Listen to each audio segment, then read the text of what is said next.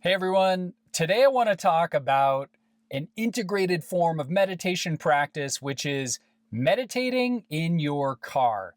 How do you do that?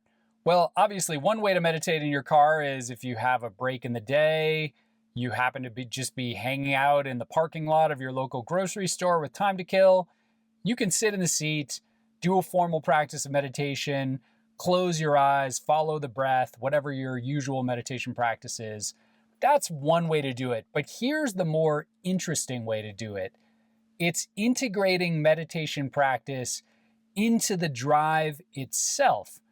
And here we need to be careful. We don't want to meditate as we're actually driving the car, but we can use certain opportunities to bring mindfulness to the experience of driving. So a couple ways to do this. One, stop signs. Every time you come to a stop sign, come to a complete stop, which is something that many of us don't do. I often don't do it. And just take one mindful breath. Another way you can do this is stop lights. So we all have the experience of driving in a rush to work or wherever we're trying to go, and we're stuck at a stoplight. Use that experience as a moment to bring your attention to the breath or to see the scene of wherever you happen to be in panoramic awareness, watching the lights slowly change, using stoplights as a kind of opportunity for checking in with mindfulness. And now, for the most advanced driving meditation practice, it's the practice of compassion and loving kindness. And this is like the double black diamond practice of driving meditation, because in this practice, we see other drivers on the road and we send them wishes of compassion.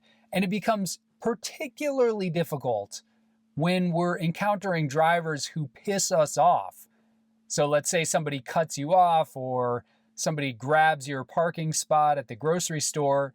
The compassion-based practice is to see this person who just wronged you, who just cut you off, and think to yourself, may you be well. And I have to admit, I am not always successful in pulling off this compassion-based practice of meditation while driving, but sometimes in those rare moments when I am, I notice it completely changes my experience of those moments. I no longer have to bathe myself in resentment and cortisol because of the thing this person just did. I'm now wishing them well. So see if you can use these tricks and these tips next time you're out driving. And who knows, it might just radically change your experience of driving and give you a way to incorporate more of these moments of mindfulness into your everyday life.